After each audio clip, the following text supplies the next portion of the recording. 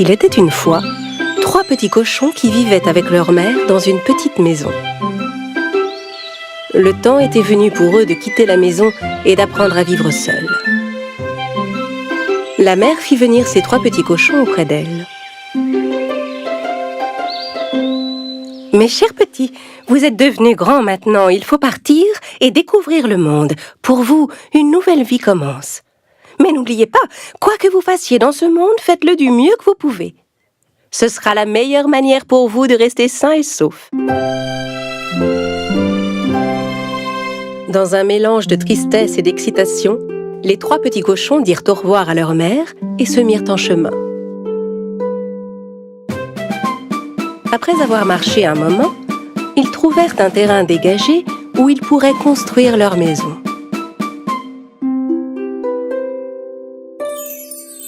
Le plus jeune des cochons décida de construire sa maison en paille. Il se disait que c'était le moyen le plus facile et le plus rapide de construire une maison, et que ça lui laisserait tout le temps de jouer.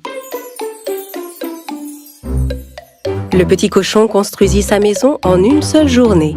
Il dit alors à ses frères: « Hé les gars, j'ai déjà terminé, moi, regardez !» L'aîné jeta un œil à la maison. « Oui, mais ta maison n'a pas l'air solide du tout. Comment elle te protégera du méchant loup ?» Le petit cochon ne fit aucun cas de la remarque de son grand frère. « Ne t'inquiète pas, il ne nous arrivera rien. Peut-être, mais tu ne pourras pas dire que je ne t'ai pas prévenu. » Le deuxième cochon décida de faire sa maison en bois. Il ramassa des branches dans la forêt et commença à se construire une petite cabane. Il mit exactement 3 jours à la construire. Cette maison semblait un peu plus solide que celle en paille. L'aîné des cochons vint le voir. « Mon cher petit frère, j'ai vu que tu avais bien travaillé pendant ces 3 jours, mais ta maison n'a pas l'air du tout solide. Comment elle te protégera du méchant loup ?»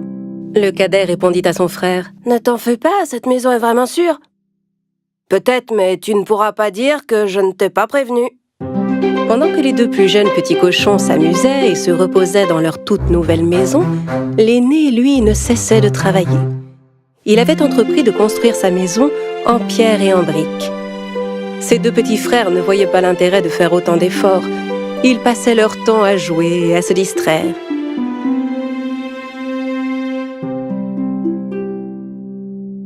Pourquoi tu t'embêtes comme ça alors que tu pourrais finir aussi vite que nous? C'est vrai, mais de quoi as-tu peur? L'aîné des cochons ne prit même pas la peine de les écouter. Il travailla une semaine entière pour finir sa belle maison, toute de briques et de pierres. Quelques jours plus tard, un loup affamé vint à passer près des maisons des petits cochons. Il s'arrêta d'abord devant la petite maison de paille. Le petit cochon était en train de se reposer à l'intérieur. Le loup frappa à la porte. « Ouvre cette porte et laisse-moi entrer. Sinon, j'inspirerai à fond, gonflerai mes poumons et soufflerai ta maison. » « Tu ne peux rien me faire! Ma maison est bien assez solide !» Alors le loup inspira à fond, gonfla ses poumons et souffla la maison. Heureusement, le petit cochon réussit à s'échapper. Il courut aussi vite qu'il put jusqu'à la maison en bois de son frère. Il frappa à la porte. Quand son grand frère vint lui ouvrir, le petit cochon se précipita à l'intérieur de la maison. « Ferme la porte, ou le loup va entrer !»« Ne t'inquiète pas, il ne peut rien nous faire dans cette maison. » Au bout de quelques instants, le loup arriva devant la cabane du deuxième cochon et lui cria: « Ouvre cette porte et laisse-moi entrer.